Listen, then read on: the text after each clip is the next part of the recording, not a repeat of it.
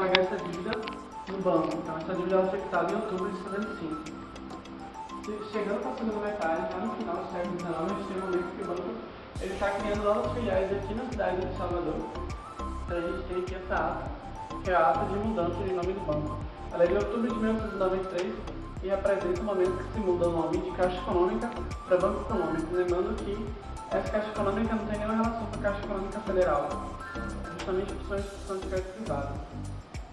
Aqui a gente tem a representação do local onde é o atendimento do banco, com todos os itens da época. Então a gente tem calculadora, caneta, apontador. Pela frente vocês podem ver melhor.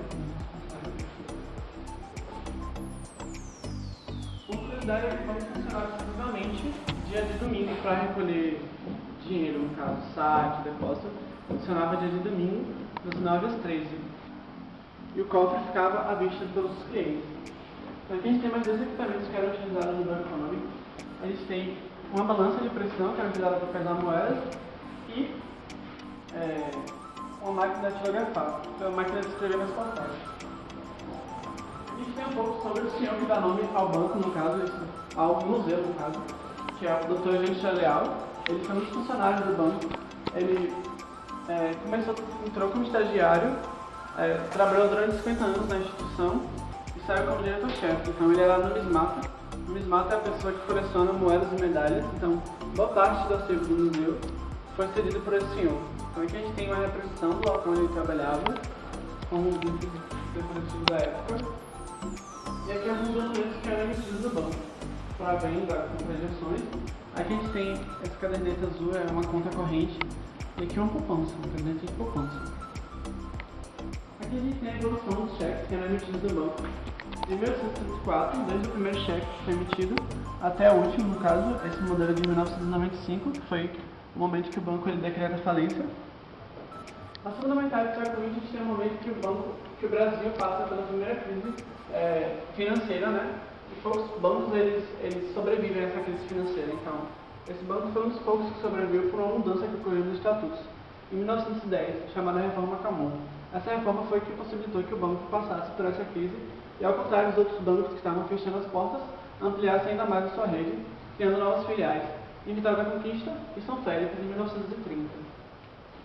Aqui a gente tem a segunda metade do século XX, que é o período onde o banco passa pela segunda crise, durante o governo do Zona Kubitschek, onde ele ordenou que fosse produzido mais dinheiro do que bens e serviços a ser oferecidos. Então, para manter esse dinheiro circulando, foi necessário que a inflação chegasse a 100%. Então, isso acarretou a quebra de várias instituições. Não necessariamente foi isso que acarretou a quebra do banco, mas isso foi um dos fatores que impulsionaram a essa quebra. Então, nesse momento aqui, a gente tem a expansão a nível territorial brasileiro, que ele estava criando novas filiais. Em Rio de Janeiro, São Paulo, Brasília e Aracaju.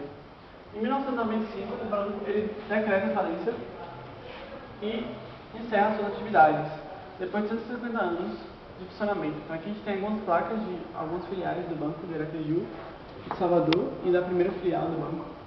E aqui a gente tem um modo um pouco da história do dinheiro desde o início dos tempos.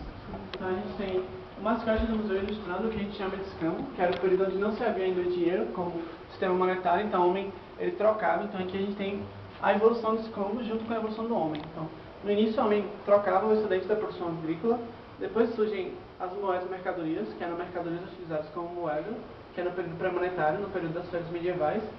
E a gente tem o escambo do Estado brasileiro, quando os portugueses eles trazem bugigangas para trocar pelo pau-brasil, com os índios.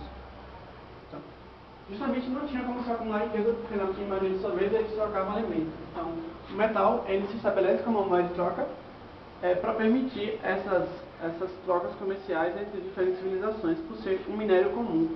Então foi o que permitiu que diferentes regiões pudessem manter relações comerciais durante o período da expansão marítima. Então nesse período surge também o ouro e a prata como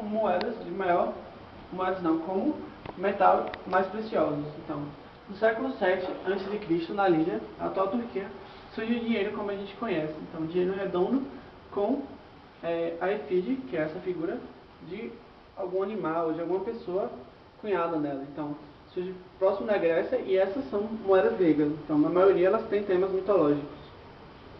Aqui os romanos eles absorvem esses costumes do grego, mas eles trazem um caráter político ao dinheiro, sendo que nas moedas romanas a gente tem a figura do imperador, que era o cargo de maior poder de Roma.